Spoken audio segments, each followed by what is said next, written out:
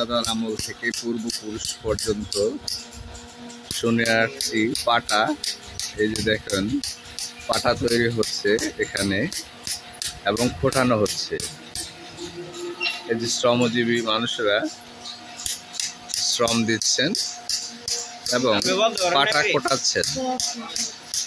এই পরিশ্রম করে তারা দৈনন্দিন জীবন ধারণ করছেন। আমরা আপনাদেরকে দেখাচ্ছি, আপনারা দেখুন।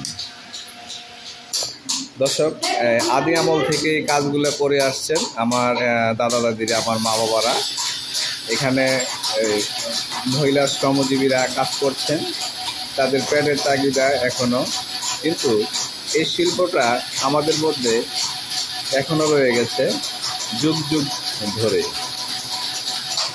যুগ ধরে এই শিল্পকে তারা ধরে রেখেছে এবং যারা পরিশ্রম করছেন তারা দৈনন্দিন জীবনযাপন করছেন এবং তারা এই পেশাটাকে বেছে নিয়েছেন। তাদের এই পরিশ্রম যেন সফল হয় এবং আপনারা এই ভিডিওতে লাইক এবং কমেন্ট করবেন, তাহলে এদের এই কাজ করাটা তাদের সাফল্য পাবে। ধন্যবাদ আপনাদেরকে।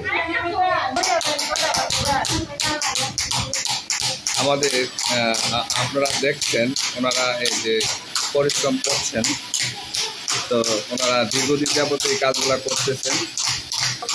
প্রতিটা পাটা থেকে আপনারা ফোটানো হলে কত টাকা পান?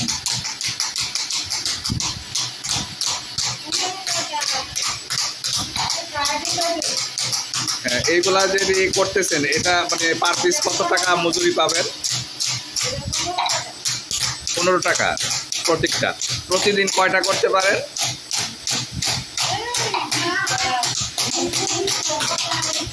20টা 18টা এরকম করছেন, 25টা করতে পারেন। তাহলে প্রতিদিনই তো আপনারা এই কাজটা করতেছেন না? প্রতিদিন। তো যাক, আপনাদের তো মানে আল্লাহর রহমতে ভালোই চলছে দিন।